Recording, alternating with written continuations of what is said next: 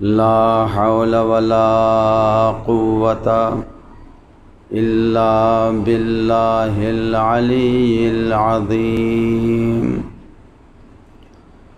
أعوذ بالله من الشيطان الرجيم.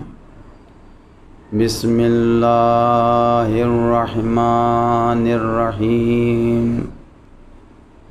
الحمد لله الذي لم يتخذ صاحبة ولا ولدا ولم يكن له شريك في الملك ولم يكن له ولي من الذل وكبره تكبيرا.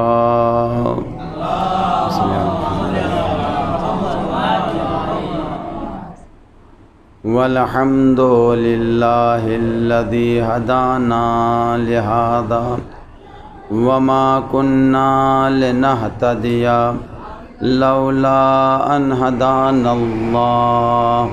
لقد جاءت رسل ربنا بالحق والصلاة والسلام على أشرف الأنبياء والمرسلين وخاتم النبيين وسيد الأولين والآخرين محب الفقراء والغرباء والمساكين ورحمة للعالمين النبي المؤيد والرسول المسدد أبي القاسم محمد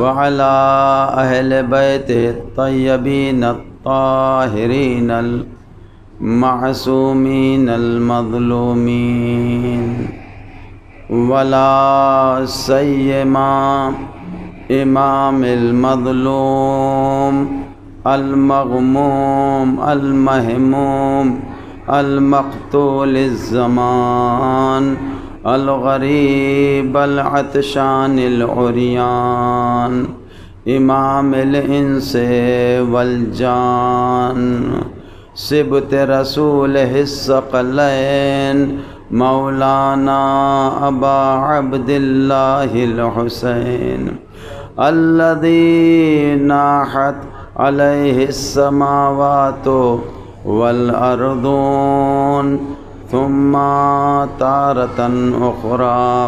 والصلاة والسلام لآله أجمعين. أما بعد فقد قال الله تبارك وتعالى في كتابه الكريم وهو أصدق الصادقين.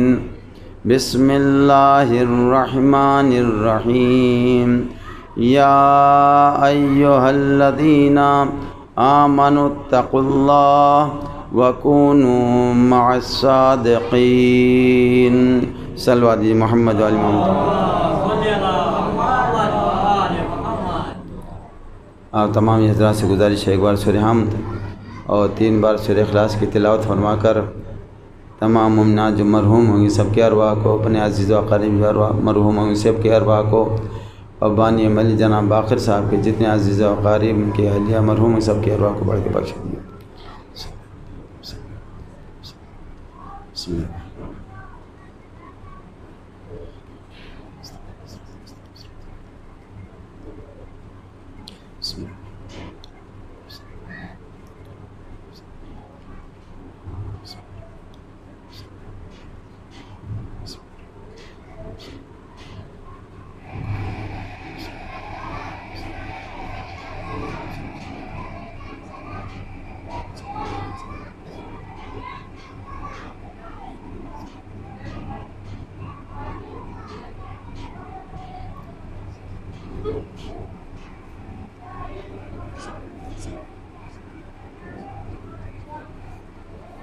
اور محمد وآل محمد صلی اللہ علیہ وسلم.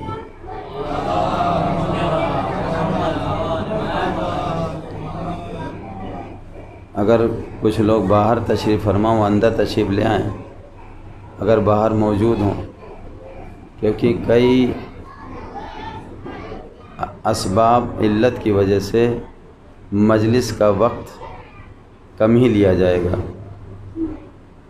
وقت کی ذاتی اور مجمع بھی ماشاءاللہ بہت زیادہ ہے اور وقت بھی بہت زیادہ ہو چکا ہے۔ اس وقت مجلس روزانہ ختم پہ ہوتی تھی، آج آغاز ہو رہا ہے۔ بہرحال اسی حساب سے آپ کی خدمت میں اختصار سے کام لیا جائے گا۔ ایک صلوات دیجیے محمد وعلی محمد پر۔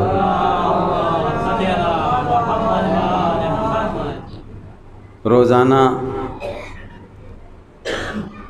جس آیہ کریمہ کو سرنامہ کلام قرار دیا ہے، اس میں دو چیزیں مستقل بیان ہو رہی ہیں کہ صاحبان ایمان تقوی اختیار کرو، تقوی الہی اختیار کرو اور صادقین کے ساتھ ہو جاؤ، یعنی سچوں کے ساتھ ہو جاؤ۔ عزیزان گرامی، متقی بننے کے لیے سب سے اہم عمل جو انجام دینا ہے وہ نماز۔ روزانہ نماز کی اہمیت اور فضیلت، اس کی عظمت بیان کی جا رہی ہے۔ جو شخص نماز صحیح نماز پڑھے، صحیح طریقے سے نماز پڑھے گا، وہی متقی و پرہیزگار بن سکتا ہے۔ کیوں؟ اس لیے کہ یہ قرآن میں اس نماز کی فضیلت اور منزلت اتنی بیان کی گئی ہے اور اس کا اثر ایسا بیان کیا گیا ہے کہ جو کسی عمل کے لیے نہیں بیان کیا گیا۔ قرآن آواز دے رہا ہے کہ ان الصلاۃ تنہی عن الفحشاء والمنکر، کسی اور عمل کے لیے نہیں کہا گیا، لیکن نماز کے لیے کہا جا رہا ہے کہ جو بھی نماز پڑھے گا وہ برائیوں سے محفوظ رہے گا۔ مگر نماز کیسی نماز ہو؟ نماز صحیح ہو، صحیح ارکان کے ساتھ پڑھی جائے، وہی نماز قابل قبول ہے۔ جب نماز قبول ہو جائے گی، یہی نماز جو صحیح الفاظ، صحیح تلفظ کے ساتھ، صحیح طریقے سے، صحیح ارکان کے ساتھ ادا کی جائے گی، اب بارگاہ ربوبیت میں قبول ہو جائے گی، تو یہی نماز برائیوں سے بچنے کا ایک سہارا بن جائے گی۔ ایک صلوات دیجیے محمد وعلی محمد پر۔ یہی نماز انسانوں کو برائیوں سے روکے گی۔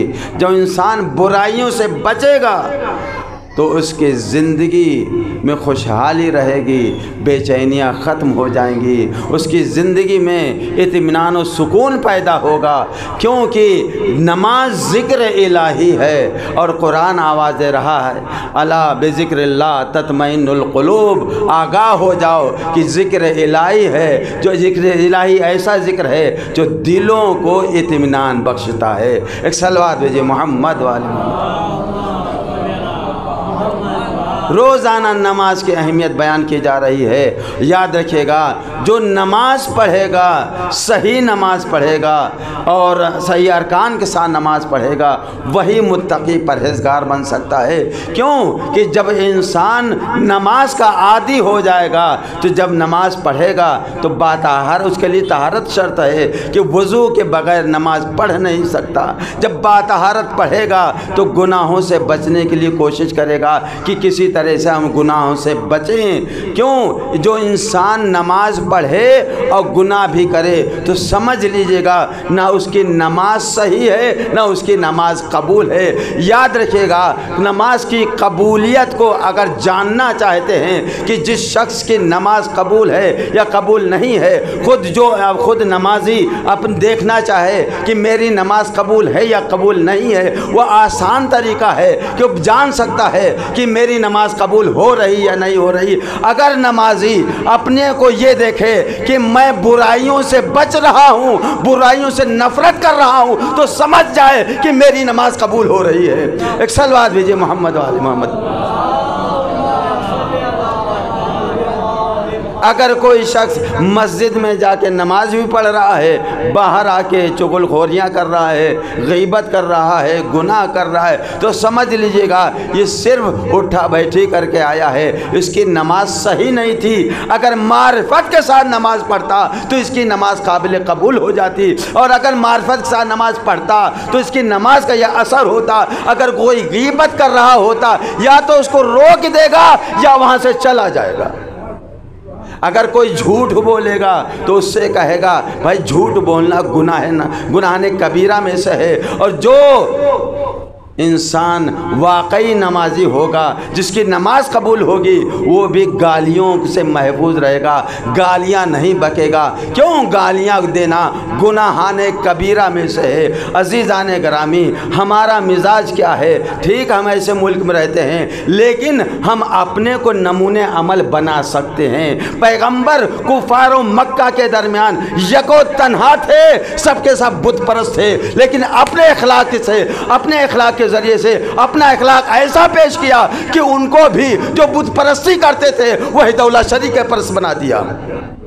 ایک صلوات بھیجیے محمد والے محمد پر۔ ایک اکیلا انسان پورے مکے میں یہ کام کر سکتا ہے تو ہم ہزاروں کی تعداد میں کیسے نہیں اپنے عمل کے ذریعے سے دوسروں کو اپنی طرف جھکا سکتے ہیں۔ نماز ایک اہم عبادت ہے، نماز کی بہت فضیلت ہے۔ نماز سے پہلے وضو ہے۔ اگر انسان صرف وضو کی اہمیت کو سمجھ جائے تو پھر وہ نماز ترک نہیں کرے گا۔ اور یہ بھی روایت میں ہے اگر واقعی کوئی نماز کی عظمت کو سمجھ جائے کہ نماز کی کتنی عظمت ہے، اس کی کتنی منزلت ہے، یہ عمل بارگاہ خداوندی میں کتنی ارزش رکھتا ہے، کتنی اہمیت رکھتا ہے، کبھی بھی ایک وقت کی بھی نماز چھوڑنے کو کیا کبھی تاخیر سے بھی نہیں پڑے گا۔ وضو کے لیے چھٹے امام فرماتے ہیں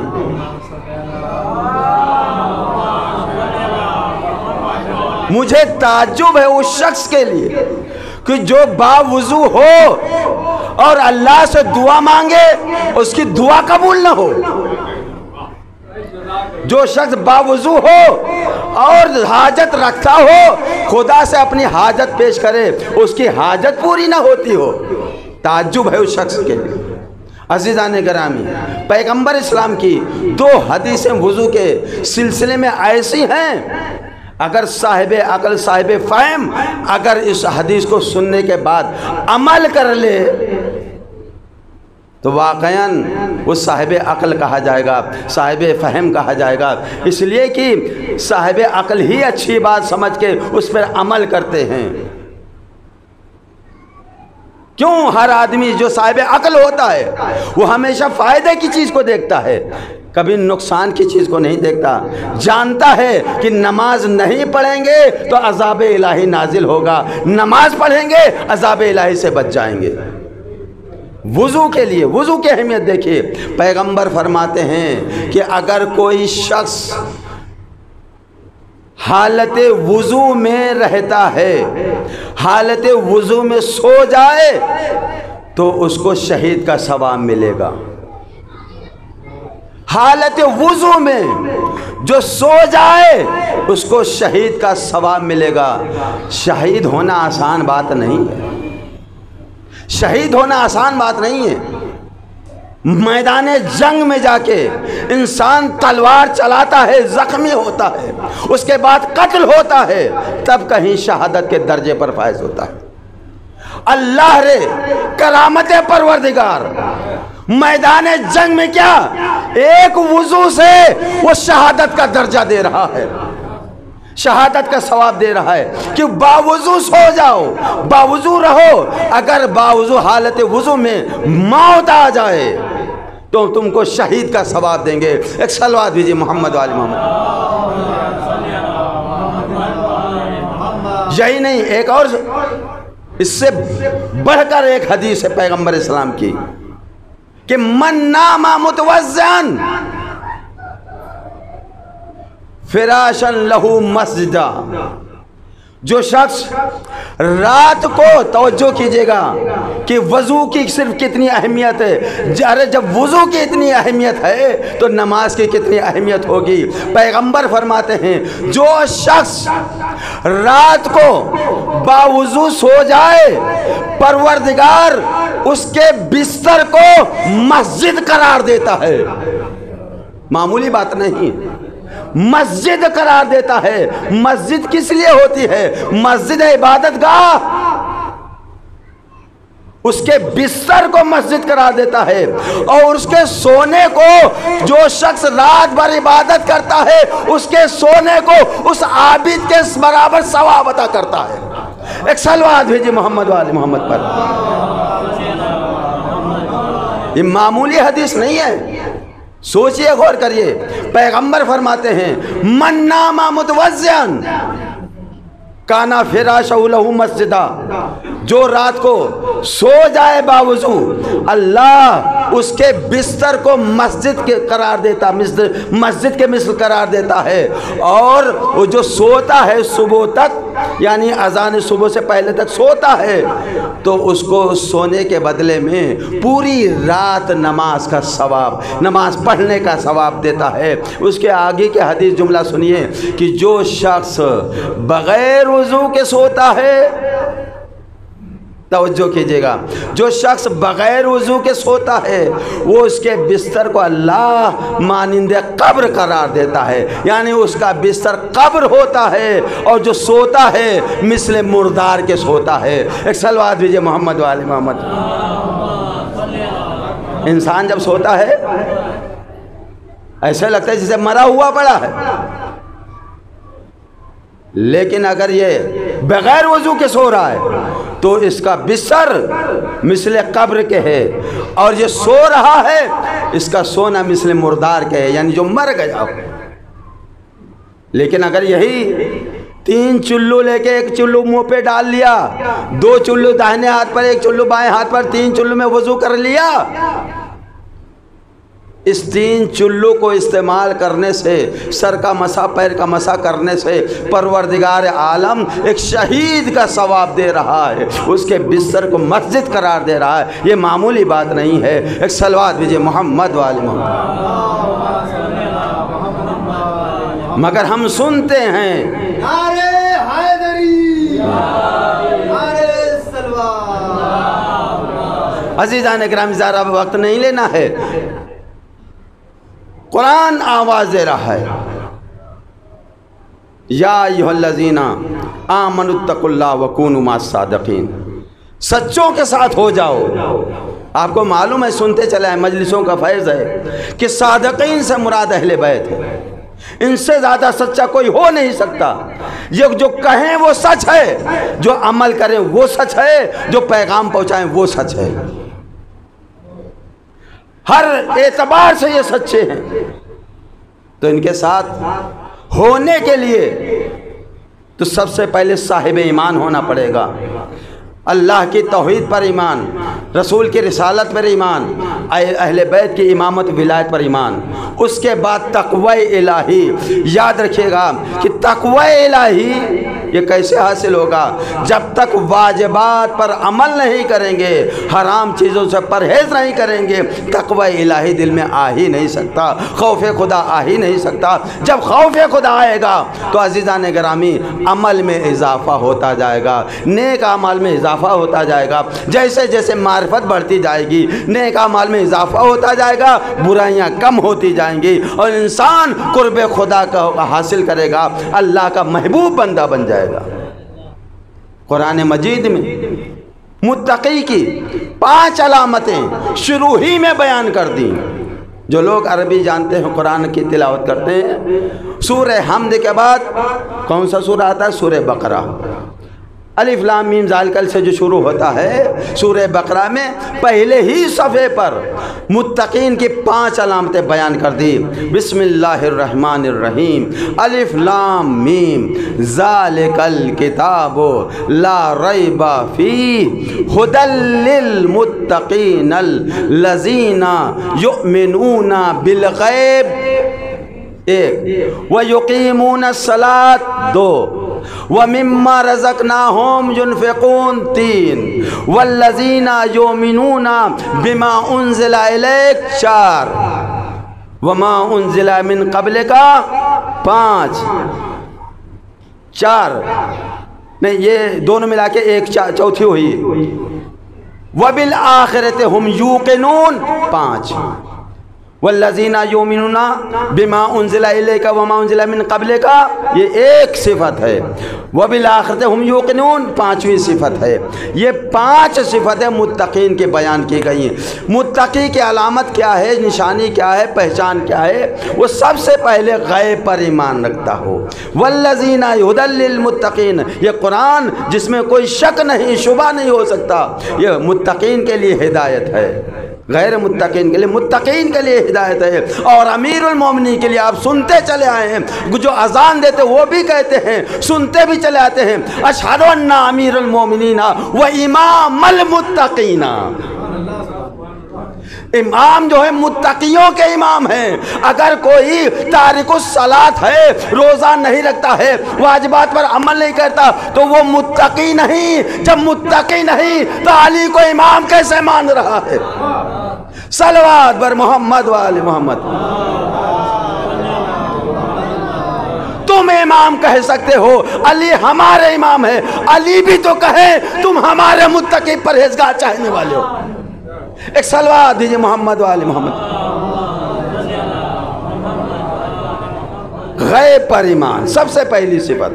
اللہ کو نہیں دیکھا، مان لیا. کہتے ہیں اللہ ایک ہے، یہ بھی جانتے ہیں اللہ دکھائی نہیں دیتا ہے.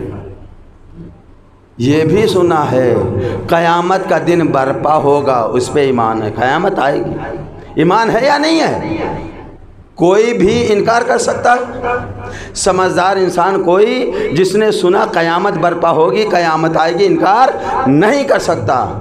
جنت جہنم ہے، غیب ہے یہ نہیں ہمارے لیے، ہم نے دیکھا نہیں، ایمان لے آئے. کیوں؟ پیغمبر نے بتایا، اماموں نے بتایا.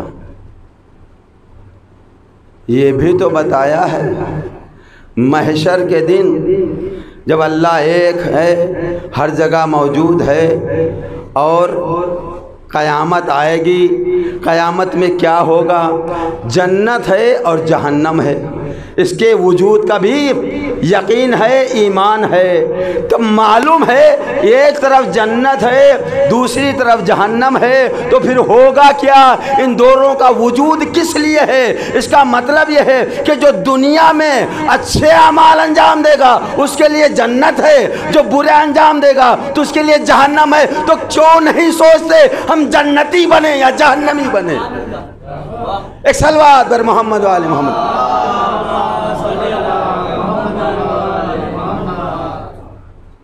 جب اتنا سب معلوم ہے تو اتنا تو معلوم ہونے کے باوجود اگر ہم اپنے لیے وہ کام نہ کریں جو باعث جنت بن جائے تو ہم کتنے بڑے بے عقلے ہیں، نافہم ہیں، کتنی بڑی جہالت ہمارے اندر ہے.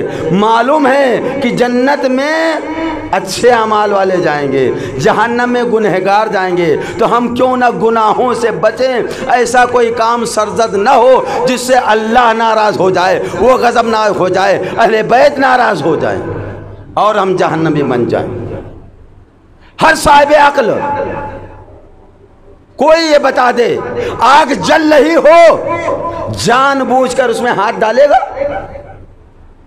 اگر کوئی دھوکے سے آگ میں گرنے والا ہو تو اس کو دوسرا آدمی دیکھ رہا وہ بچا لے گا، اس کو بچائے گا. لیکن یہ کیسا انسان ہے دنیا کی آگ سے بچ رہا ہے لیکن جہنم کی آگ کی کوئی فکر نہیں. علماء کوشش کرتے ہیں، منبر سے بتاتے ہیں کہ جہنم کی آگ سے بچو، اپنے کو بچاؤ، ایسے عمل کرو تاکہ جہنم کی آواز تم کو چھونے نہ پائے. لیکن اس کی فکر نہیں کرتے ہیں. غیب کی خبر ہم کو ہر چیز کی خبر نہیں ہے، لیکن یہ تو طفیل مجلسوں کا رسول نے ہم کو بتایا ہے کہ قیامت میں کیا ہوگا. عزیزان گرامی، ہر صاحب عقل کو سوچنا چاہیے. دیکھیں اس کے لیے 3 دنیا ہیں. ایک ہے شکم مادر اور یہ موجودہ دنیا اور آخرت کی دنیا۔ جب ہم شکم مادر میں تھے تو ہم کو تو کچھ نہ معلوم تھا، وہ ایک الگ دنیا تھی۔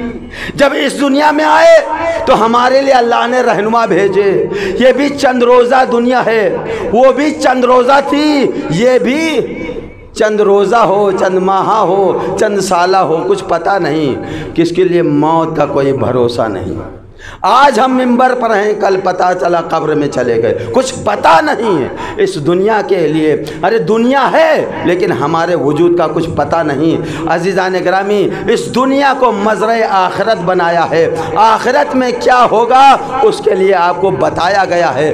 آخرت میں کیا ہوگا، کم سے کم اس دنیا میں ہم کو یہ تو پتہ چلا جو تیسری دنیا ہے ہمارے لیے، یعنی آخرت کی دنیا، اس کے لیے جو جہاں انجام دیں گے وہ وہاں کام آئے گا، تو ہم اس سے غافل کیوں ہیں؟ کیوں غافل ہیں عزیزان گرامی؟ اسی میں دوسری صفت کا ہے وَيُقِيمُونَ الصَّلَاةَ، جو نماز کو قائم کرتے ہیں وہی متقی ہیں۔ وَمِمَّا رَزَقْنَاهُمْ يُنْفِقُونَ، اور ہم نے جو ان کو رزق دیا ہے، ہم نے جو دیا ہے، سب کچھ دیا ہوا ہمارا ہے۔ وَمِمَّا رَزَقْنَاهُمْ يُنْفِقُونَ، اور جو کچھ ہم نے دیا ہے اسی میں سے جو انفاق کرتے ہیں، راہ خدا میں خرچ کرتے ہیں، جو زکوٰۃ دیتے ہیں، خمس دیتے ہیں، وہ متقی پرہیزگار ہیں۔ ہر کوئی نہیں ہے۔ میں نے ایک جملہ کہا تھا کہ عزاداری کر کے یہ فخر نہ کریں ہم سے بڑا کون متقی پرہیزگار ہے۔ ہم بہت بڑے متقی پرہیزگار ہیں، اہل بیت کے چاہنے والے ہیں۔ یاد رکھیے کہ ہر عزادار کے لیے کوئی ضروری نہیں ہے کہ وہ متقی بھی ہو، لیکن ہر متقی کے لیے ضروری وہ عزادار ہوگا۔ ہر متقی کے لیے یہ ضروری ہے کہ وہ عزادار بھی ہوگا، کیونکہ اس کے اندر معرفت ہوگی۔ ہر عزادار کے لیے ضروری نہیں ہے کہ وہ متقی پرہیزگار ہو۔ کیوں؟ آج ہمارے ہندوستان میں ہندو بھی ماتم پڑھ رہا ہے، ہندو ماتم بھی کر رہا ہے، سنی بھی ماتم پڑھ رہے ہیں، وہ بھی ماتم کرے، کیا یہ متقی پرہیزگار ہیں؟ ایک صلوات دیجیے محمد والے محمد پر۔ ہر عزادار متقی نہیں ہوتا، لیکن جو متقی ہوتا ہے وہ عزادار بھی ہوتا ہے۔ یہ نہ سمجھو ہم نے عزاداری کے لیے نماز نہیں پڑھی تو کیا ہوا، اہل بیت بخشوا دیں گے۔ ٹھیک ہے، عقیدہ اگر صحیح رکھتے ہیں، واقعاً اہل بیت کی صحیح معرفت ہو، اگر واقعی صحیح معرفت ہو تو تارک الصلاۃ ہوئی کیوں، تو برے کام انجام ہی کیوں دیں؟ اس کا مطلب تھوڑی بہت معرفت ہے۔ امام صادق علیہ السلام فرماتے ہیں، جب کسی نے سوال کیا فرزند رسول، یہ جو آپ سے محبت کرتے ہیں، آپ کے چاہنے والے جو گنہگار ہیں، ان کا کیا ہوگا، کیا بخشے جائیں گے؟ مولا فرماتے ہیں کہ بخش تو دیے جائیں گے ہماری محبت کی وجہ سے، لیکن میں ڈرتا ہوں برزخ کی مشکلوں سے۔ برزخ میں جو سختیاں ہوں گی انسان کے لیے وہ بڑی سخت ہوں گی۔ میں نے ایک مجلس میں عرض کیا تھا، اگر انسان گنہگار گیا ہے تو اس کے لیے فشار قبر ہوتا ہے، اب قبر اس کو اذیت پہنچاتی ہے۔ اگر مومن دنیا سے گیا ہے تو قبر اس کے لیے محل بن جاتی ہے۔ اس کا واقعہ میں نے عرض کیا تھا ایران کے ایک شہر اصفہان کا، پرسوں کے مجلس میں۔ تو عزیزان گرامی، ہم اگر اہل بیت کے صحیح چاہنے والے ہیں تو ہم کو اپنے گریبان میں جھانک کر دیکھنا ہوگا کہ واقعی ہم اہل بیت کے پیغامات پر عمل کرتے ہیں، جو انہوں نے حکم دیا ہے، جس چیز کو ہم سے چاہتے ہیں ہم اس پر عمل کرتے ہیں۔ کیا ہم ان کی اتباع کرتے ہیں، ان کی پیروی کرتے ہیں؟ نہیں کرتے۔ جیسے کرنا چاہیے نہیں کرنا چاہیے، کرتے ہی نہیں ہیں۔ اگر ان کی اتباع پیروی کر لیں تو ان کے ساتھ ہو جائیں۔ عزیزان گرامی، صادقین کے ساتھ وہی ہو سکتا ہے، اہل بیت کے ساتھ وہی ہو سکتا ہے جو اہل بیت کی اتباع کرے، ان کی پیروی کرے۔ عزیزان گرامی، ذرا سوچئے اور سمجھیے، وہب قلبی مسیحی تھے، وہب قلبی مسیحی تھے۔ راہ کربلا میں امام حسین سے ملاقات ہوئی، امام کو اپنا امام مانا، ان کی امامت پر ایمان لے آئے، شیعہ ہو گئے۔ کیا وہ عیسائیت کے بعد آنے کے بعد کیا تارک الصلاۃ تھے؟ امام کے ساتھ پوری طریقے سے ہوئے، پیروی کر کے امام کے ساتھ رہے، امام جو کرتے تھے وہی وہب قلبی کرتے تھے۔ ان کے عیسائی مذہب میں سب کچھ نہ تھا، لیکن ادھر ایمان لائے۔ جو حسین کر رہے ہیں وہب قلبی کر رہے ہیں، حسین اگر نماز پڑھ رہے ہیں وہی وہب قلبی نماز پڑھتے ہوئے نظر آ رہے ہیں۔ عزیزان گرامی، جو پہلے بیت کے ساتھ تھے وہ کربلا میں تھے، اصحاب و انصار، وہ ان کو کہا جا سکتا ہے یہ صادقین کے ساتھ ہیں، اس لیے کہ وہ ایسے تھے کہ امام کی خوشنودی کے لیے ہر نیک کام کرتے تھے۔ وہ پابند نماز سے، اول وقت کے نماز سے۔ اب ابو ثمامہ سیداوی نے جب ظہر کا وقت دیکھا، کیا دیکھا کہ ظہر کا وقت ہو گیا ہے، امام سے فرمایا، امام سے کہا فرزند رسول وقت ظہر ہو گیا ہے۔ امام کو معلوم تھا، لیکن یہ صحابی رسول یہ اعلان کر رہا ہے قیامت تک کے لیے، دیکھو اگر حسین سے محبت کرتے ہو تو حسین کی اتباع بھی کرو۔ ایک صلوات بھیجی محمد و آل محمد۔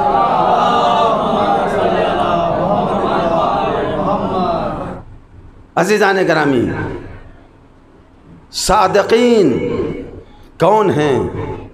یہ وہ ہیں جو یہ کہہ دیتے ہیں وہ ہو کے رہتا ہے۔ ان کی صداقت پر اگر کوئی شک کر لے اس کی دنیا بھی خراب ہو جاتی ہے، اس کی آخرت بھی خراب ہو جاتی ہے، دنیا آخرت ساری خراب ہو جاتی ہے۔ عزیزان گرامی، جنہوں نے پہچانا تو اہل بیت کے ساتھ ہو گئے، اسی لیے کوئی میسم بن گیا، کوئی عمار بن گیا، کوئی بوذر بن گیا، کوئی سلمان بن گیا۔ یہ تھے اہل بیت کے ساتھ، کیونکہ یہ صحیح طریقے سے اہل بیت کی اتباع کرتے تھے، ان کی پیروی کرتے تھے۔ عزیزان گرامی، مولا کائنات کے دور حکومت میں ایک ایسے سچے ہیں جو فیصلہ کر دیں وہ سچ ہوتا ہے، حقیقت ہوتا ہے، اسی فیصلے کو اللہ مانتا ہے۔ کیوں؟ یہ اللہ کی مرضی کے خلاف کوئی فیصلہ ہی نہیں کرتے، یہ ایسے سچے ہیں۔ لیکن کچھ ناسمجھ لوگ، بے معرفت لوگ اہل بیت کو پہچانا نہیں، ان کے ہر بات پر یقین نہیں رکھتے تھے۔ جہاں پر اپنے خلاف دیکھا کہ یہ علی کا فیصلہ ہمارے خلافت میں ہے تو علی سے ناراض ہو گئے، فیصلے پر راضی نہیں ہوئے۔ دور خلافت علی ابن ابی طالب ہے، دو شخص آتے ہیں، آپس میں نزاع ہوا، اختلاف ہوا، ان دونوں میں ایک خوارج میں سے تھا۔ خوارج تو جانتے ہیں آپ، جنگ صفین میں جنہوں نے مولا کائنات کی مخالفت کی تھی۔ جب عمرو عاص نے معاویہ کی جان کو بچانے کے لیے نیزوں پہ قرآن بلند کروا دیے تھے تو یہ جو معرفت امام نہیں رکھتے تھے لشکر علی بن طالب میں، وہ کہنے لگے قرآن کے مقابلے میں ہم جنگ نہیں کریں گے۔ انہی لوگوں نے امام کی بغاوت کی اور امام سے الگ ہو گئے، دشمن ہو گئے۔ آخرکار ان لوگوں نے بھی ایسی دشمنی کی، جنگ نہروان وجود میں آ گئی۔ جنگ نہروان مولا کائنات سے انہی لوگ جنگ لڑی تھی جو جنگ صفین میں مولا کائنات کے مخالف ہوئے تھے۔ تو انہی خوارج میں سے، ان دونوں میں سے خوارج میں سے تھا اور ایک دوسرا انسان تھا۔ آپس میں نزاع ہوا، علی ابن ابی طالب کے پاس آئے، کہا ہم دونوں کے درمیان آپ فیصلہ کر دی۔ مولا کائنات نے جو فیصلہ سنایا تو وہ خوارج کے مخالفت میں چلا گیا، وہ حق پر نہیں تھا، تو اس لیے مولا کائنات نے جو فیصلہ سنایا تو اس کے خلافت میں ہو گیا، اس کے خلاف ہو گیا۔ اب جب دیکھا کہ ہمارے خلاف فیصلہ کیا ہے تو اعتراض کیا، یا علی آپ نے برابری سے کام نہیں لیا۔ توجہ کیجئے گا، جو ان کی صداقت پر شک کرے اس کا حال کیا ہوتا ہے۔ اس خارجی نے کہا، خارجی کہتا ہے یا علی آپ نے مساوات سے کام نہیں لیا، آپ نے عدالت سے کام نہیں لیا، آپ کا فیصلہ صحیح نہیں، اور آپ کا جو فیصلہ ہے اللہ اس کو پسند نہیں کرتا۔ توجہ کیجئے گا، یہ امام وقت سے کہہ رہا ہے، یہ امام جو نمائندہ پروردگار ہے اس سے کہہ رہا ہے کہ آپ کا فیصلہ خدا کو پسند نہیں ہے۔ جب اس نے یہ کہا، علی ابن ابی طالب نے بھرے مجمع میں، اس کے سامنے لوگ کا مجمع تھا، اشارہ کر کے کہا، او دشمن خدا دور ہو جائے یہاں سے، او دشمن خدا دور ہو جائے یہاں سے۔ جو حاضرین تھے وہ کہتے ہیں کہ ہم لوگوں نے کیا دیکھا کہ وہ انسان، وہ خارجی کتے کی شکل میں تبدیل ہو جاتا ہے، ہم نے یہ دیکھا اس کے جسم سے لباس نکلا اور ہوا میں جا کے پراکندہ ہو گیا، جسم سے لباس نکلا ہوا میں پراکندہ ہو گیا اور وہ کتے کی شکل میں ہو گیا، جنس بدل گئی۔ کس بات پر؟ علی کی قضاوت پر اعتراض کیا تھا۔ علی نے کہا او دشمن خدا دور ہو جا، تو ارادہ تو کیا ہوگا یہ دشمن کیسا ہے، اس کو کیسے جنس میں بدلوں کہ اس سے زیادہ ذلیل ہو نہیں سکتا۔ جیسے لوگ کتے کو کبھی اپنے قریب نہیں آنے دیتے ہیں، چل کتے کو بھگاتے، چل کتے یہاں سے، اس سے بڑی ذلت اور کیا ہو سکتی ہے، اس کو کتے کی شکل میں بدل دیا۔ علی نے دیکھا، مجمع دیکھ رہا، لباس جسم سے اترا، ہوا میں پراکندہ ہو گیا، دم ہلا رہا، آنکھوں سے آنسو جاری ہیں، یہ کیا ہو گیا؟ میں ایک انسان تھا، نجس جانور میں تبدیل ہو گیا۔ عزیزان گرامی، علی ابن ابی طالب کو اس پر رحم آ گیا، اس کے حال زار پر رحم آ گیا، کیونکہ یہ رحمت للعالمین کے جانشین ہیں، یہ رحمت للعالمین کے جانشین ہیں، اس کے حال زار پر رحم آ گیا۔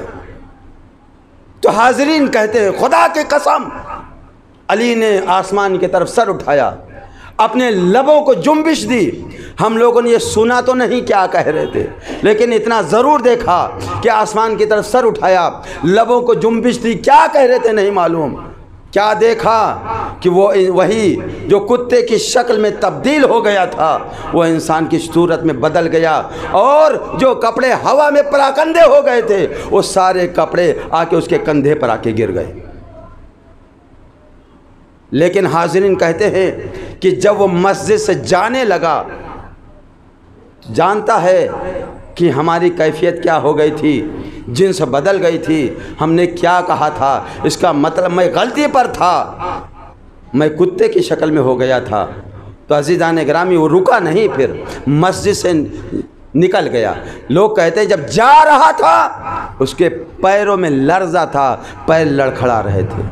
عزیزان گرامی، یہ ایسے سچے ہیں کہ اگر ان کی کوئی قضاوت پر اعتراض کرے تو اس کی جنس بدل جائے، اگر کوئی ان کی ولایت کا انکار کرے تو جہنمی بن جائے۔ ایک صلوات بھیجئے محمد و آل محمد۔ عزیزان گرامی، اس میں اور بھی ہے، علی بن ابی طالب نے اپنی فضیلت بیان کی ہے، چونکہ وقت تنگ ہے، آگے کا حصہ اس واقعے کا بیان کروں گا تو وقت زیادہ ہو جائے گا۔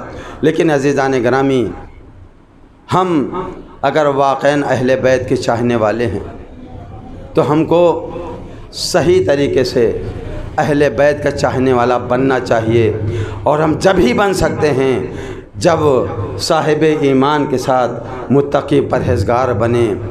امام حسین کہ قربانی کا مقصد کو سمجھیں کہ امام حسین نے قربانی کس لیے دی تھی۔ عزاداران امام حسین نے قربانی اس لیے نہیں دی تھی کہ لوگ ہمارے فضائل پڑھیں، ہم پر گریوزاری کریں۔ امام حسین نے اس لیے نہیں قربانی دی تھی کہ صرف لوگ ہماری مصیبت پر گریوزاری کریں، بلکہ جس لیے ہم نے قربانی دی ہے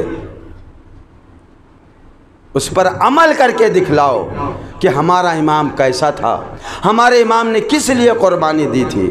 وہ تو ہمارے لیے قربانی دی تھی تاکہ ہمارے اندر، اگر ہم انسان بن کے آ رہے ہیں، اللہ نے ہم کو انسان بنا کر دنیا میں بھیجا ہے، تو ہمارے اندر صحیح انسانیت ہونا چاہیے، ہم انسان صحیح انسان ہوں، ہمارے اندر انسانیت پائی جائے، ہم برائیوں سے دور رہیں اور اچھائیوں پر عمل کرتے رہیں، کیونکہ اسی میں ہماری بھلائی ہے۔ مقصد قربانی امام حسین کے سمجھنا چاہیے، ورنہ کون ایسا انسان ہے اپنی گود کے پالوں کو اپنے سامنے قربان کر دے؟ ایسا جوان بیٹا جو شبیہ رسول ہو اور نانا کی زیارت کا مشتاق ہو تو اپنے جوان لال کی زیارت کرتا ہو اور نانا کی زیارت یاد آ جائے، نانا کی زیارت کا شرف حاصل کرتا ہو۔ کون ایسا ہے کہ جو اپنے 6 مہینے کے بچے کو اپنے ہاتھوں پر تڑپتا ہوا دیکھے؟ سارے شہداء تو گھوڑے سے زمین پر گرے ہیں، ایک اصغر ایسے شہید ہیں جنہوں نے اپنے باپ کے ہاتھوں پر جان دی ہے۔ اس وقت ایک باپ کے دل پر کیا گزر رہی ہوگی کہ تیر سے شعبہ لگا، بچہ باپ کے ہاتھوں پر شہید ہو گیا۔ سوچنا چاہیے حسین ابن علی نے کیوں قربانی دی۔ شمر جب خنجر چلا رہا تھا، حسین کا سر سجدے میں تھا، کہیں اور نہیں تھا۔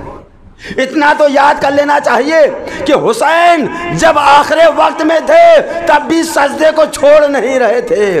شمر کن خنجر چلا رہا تھا، حسین سجدہ کر رہے تھے۔ ہم شمر کے کن خنجر چلنے پر تو روتے ہیں، کم سے کم حسین کے سجدے کو یاد کر کے بھی تو سجدہ تو کر لینا چاہیے، حسین کے سجدے کو یاد رکھنا چاہیے۔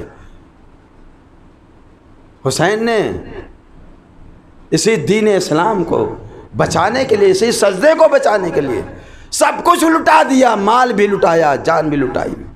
عزیزان گرامی، اب وہ وقت آ گیا ہے کہ حسین یک و تنہا ہے، کوئی ناصر و مددگار نہیں ہے۔ آپ صدا بلند کر رہے ہیں، صدائے استغاثہ بلند کر رہے ہیں، حل من ناصر ینصرنا، حل من مغیث یغیثنا، حل من ذاب یذب عن حرم رسول اللہ۔ اہل حرم میں گریزاری ہے، کیوں؟ عباس قتل ہو گئے، اکبر شہید ہو گئے، قاسم پامال ہو گئے، اون محمد شہید ہو گئے، اب تو خیموں میں کوئی نہ بچا۔ ایک سید سجاد ہے، وہ بھی اتنے علیل و بیمار کہ جو اٹھنے بیٹھنے کی طاقت نہیں۔ اب آقا حسین یک و تنہا ہیں، اہل حرم میں گریزاری ہے۔ امام حسین نے جو اہل حرم کا گریزاری سنا، ان کی فریادیں سنی، ہے کوئی آواز دی، حل من ذاب یذب عن حرم رسول اللہ، ارے ہے کوئی جو اہل حرم کی دفاع کرے، آل رسول کی نصرت کرے، ان کی فریاد کو پہنچے؟ ہے کوئی جو خیمے کو جلنے سے بچا لے؟ ارے ہے کوئی جو آل رسول کو ظالموں کے ظلم سے بچا لے؟ ارے ہے کوئی جو زینب کی چادر کو چھننے سے بچا لے؟ ہے کوئی جو سکینہ کو تماچے کھانے سے بچا لے؟ ہے کوئی جو سید سجاد کو ہتھکڑی و بیڑی پہننے سے بچا لے؟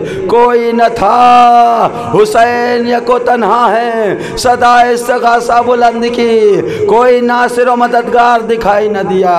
عزاداران امام حسین جس وقت رخصت ہو رہے تھے، اہل حرم کے دلوں پر کیا گزر رہی تھی، اس وقت کیا منظر تھا، یا حسین جانتے تھے یا اہل حرم جانتے تھے کہ کیا دل پر گزر رہی تھی؟ عزاداران امام جناب سیدہ اس منظر کو یاد کر کے بڑا گریہ کرتی ہیں۔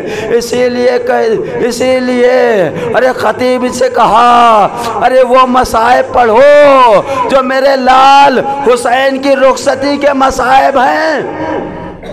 یہی ہے اب ہری، یہ کربلا گئے تھے زیارت کرنے کے لیے، کہتے ہیں کہ میں زیارت کر کے جب مسافر خانے میں واپس آیا، سونے لگا، سو گیا، خواب میں کیا دیکھا کہ ایک شخص ہے وہ کہتا ہے کہ علامہ مجلسی حرم امام حسین میں درس دیتے ہیں اور درس کے بعد مصائب پڑھتے ہیں۔ کہتا ہے میں نے اس سے جگہ پوچھی کس جگہ درس دیتے ہیں، میں گیا، کیا دیکھا علامہ مجلسی درس دے رہے تھے، درس دیتے دیتے جب مصائب پڑھنے کا وقت آیا تو کہتے ہیں کہ حجرے سے ایک شخص ظاہر ہوا، اس نے کہا اے علامہ مجلسی، ارے بی بی فاطمہ فرماتی ہے اے علامہ مجلسی میرے لال کے وہ مصائب پڑھو جو رخصت آخر کے مصائب ہیں۔ عزادارو میں بھی سوچ رہا تھا کہ آخری وجہ کیا ہے کہ جناب فاطمہ رخصت آخر حسین یا الوداع حسین کے مصائب کو زیادہ پسند کرتی ہیں، اس پر زیادہ گریہ وزاری کرتی ہیں۔ میں سوچنے لگا اس لیے کہ ہم نے یہ دیکھا ہے، آپ نے بھی مشاہدہ کیا ہے، ہمارے گھر سے اگر کوئی پردیس جاتا ہے، کوئی دوسرے ملک جاتا ہے تو گھر والے رخصت کے وقت اس کو جب خدا حافظ کرتے ہیں، خاص طور سے ارے ماں ہوتی ہے، بہن ہوتی ہے، زوجہ ہوتی ہے یا بیٹی ہوتی ہے، وہ کس طرح رخصت کرتے ہیں۔ اگر کوئی سال 2 سال کے لیے یا 3 سال کے لیے جاتا ہے، گھر والے کتنے بے چین ہوتے ہیں، جبکہ گھر میں دوسرے بھائی بہن موجود، دوسری اولادیں موجود، اس کے باوجود بھی اگر گھر کی ایک فرد کوئی پردیس جاتی ہے تو گھر والوں کی آنکھوں میں آنسو آ جاتے ہیں، جبکہ یہ یقین نہیں کہ میرا بیٹا یا میرا بھائی یا میرا شوہر مر کے آئے گا، یہ یقین ہے کہ جا رہے ہیں زندہ واپس آئیں گے، لیکن ہائے رے کربلا میں اکبر شہید ہو گئے۔ ارے عصر عاشور میں نہ اکبر گھر میں رہے، نہ عباس رہے، نہ انو محمد رہے، نہ قاسم رہے۔ ارے جن کا گھر مردوں سے خالی ہو گیا ہو، اور اگر وہاں سے ایک انسان جو سب کا سرپرست ہو، سب کا آقا مولا ہو، وہ بھی میدان جنگ میں جائے، جس کی شہادت کا یقین، ارے اس وقت اگر بہن رخصت کر رہی ہوگی، بیٹی رخصت کر رہی ہوگی، زوجہ رخصت کر رہی ہوگی، ان کے دلوں پر کیا گزر رہی ہوگی۔ ارے اب ہم بے بھائی کے ہو جائیں گے، اب ہم لاوارث ہو جائیں گے، اب ہم یتیم ہو جائیں گے۔ ہاں عزاداران امام سے حسین ابن علی آخر وقت رخصت ہو رہے ہیں، پوری رخصتی نہیں پڑھ سکتا۔ عزیزان گرامی، امام حسین کو بیویوں نے حلقے میں لے لیا۔ روایت کہتی ہے کہ جناب زینب آگے بڑھیں، بھائی کے قدموں پر گر گئیں، بھائی کے قدموں کا بوسہ لے رہی، بھیا ارے میں تم کو کیسے چھوڑوں، میں تمہیں کیسے الوداع کہوں۔ اے عزادارو، جناب زینب کو دیکھا، ساری بیویاں امام حسین کے قدموں کے پاس آ گئی، آقا ہم آپ کو کیسے الوداع کہیں، آپ کو کیسے رخصت کریں، اب آپ کے بعد ہمارا کون سرپرست ہے، کون ہمارا ناصر و مددگار ہے، ہمارا کون نگہبان و پاسبان ہے۔ ہاں عزاداران امام، جناب زینب یہ اپنے بھائی حسین کو ارے کیسے رخصت کرتی، ارے کیسے آسانی سے الوداع کہہ دیتی۔ ارے یہ وہ بہن ہے کہ جو بچپنے میں بھی اپنے بھائی کو کچھ دیر تک یہ ایک آدھ دن دیکھتی نہیں تھی، تڑپ تڑپ کے روتی تھی، کہتی تھی میرے بھیا حسین کو بلا دو۔ یہی بہن جو کبھی بھائی کی جدائی میں نہ باپ سے چپ ہوتی تھی، نہ بھائی سے چپ ہوتی، دوسرے بھائیوں سے چپ ہوتی تھی، نہ حسن سے چپ ہوتی تھی، نہ ماں سے چپ ہوتی تھی، لیکن جیسے حسین آ جاتے تھے، حسین اپنی آغوش میں بہن کو لے لیتے تھے، زینب فوراً خاموش ہو جاتی تھی۔ ارے وہ بہن ارے آخر وقت عصر عاشور کو اپنے بھائی کو کیسے الوداع کہے۔ ارے جس بہن نے شادی میں شرط لگاتی تھی، اے عبداللہ میرا بھائی حسین جہاں جائے گا زینب بھی وہیں جائے گی، वो बहन कैसे रुखसत करे जिसने शादी में ऐसी शर्त लगाई हो। हाँ आज़ादारान इमाम, जब इमाम हुसैन ने देखा ज़ैनब का दिल संभल नहीं रहा था, ज़ैनब का दिल संभल नहीं रहा, ज़ैनब मुझे रुखसत ना कर पाएंगी और ज़ैनब तड़प तड़प के मर जाएंगी। रवायत कहती है, बाज़ रवायत में ये है कि इमाम हुसैन ने अपनी उंगली से जनाब ज़ैनब की सीने की तरफ इशारा किया।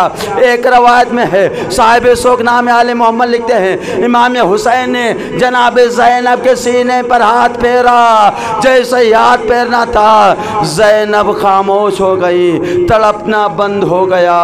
अब वही ज़ैनब है, वही बहन है जो अभी भाई की जुदाई में, भाई की फुरकत में तड़प रही थी, भाई को रुखसत नहीं कर पा रही थी, और वही भाई आवाज़, वही बहन आवाज़ दे रही, ए आबिद भैया हुसैन अलविदा, ए आका मेरे भाई हुसैन अलविदा, अलविदा ए हुसैन अलविदा, अलफिराक अलफिराक, बीबियाँ भी अलविदा या हुसैन अलविदा, अलफिराक या हुसैन अलफिराक। हुसैन को बीबियाँ रुखसत कर रही हैं। हाँ आज़ादारान इमाम, अगर इमाम ने कुदरत इमामत का अगर असर न दिखाया होता तो जनाब ज़ैनब वहीं करबला में मर जाती, भाई की जुदाई को बर्दाश्त न कर पाती। हाँ आज़ादारान इमाम, हुसैन खैमे से रुखसत होके मैदान करबला की तरफ चले।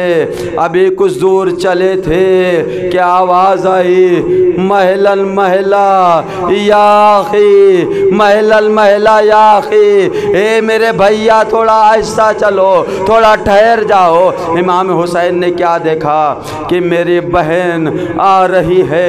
ए मेरी बहन ज़ैनब, अरे तुमने तो मुझे रुखसत कर दिया था, अब क्या वजह है, अब क्यों आ रही हो? कहा भैया माँ की वसीयत पूरी करना है। कहा माँ की वसीयत क्या है? कहा भैया अरे माँ ने कहा था, हे ज़ैनब जब मेरा लाल हुसैन अरे वक्त आसर रुखसत आखिर के लिए आए तो मेरी तरफ से मेरे लाल की गर्दन का बोसा दे देना।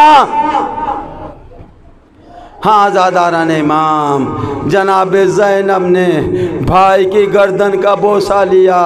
अरे आज़ादारों, रुखसती के मसाइब पढ़ने की ताकत नहीं कि पूरे मसाइब पढ़े जाएं। हाँ आज़ादारान इमाम, इमाम हुसैन मक्तल में आते हैं, ख़त्म करता हूँ, मक्तल में आते हैं, ज़ालिमों से जंग किया, बहुत से ज़ालिमों को वासिले जहन्नम किया।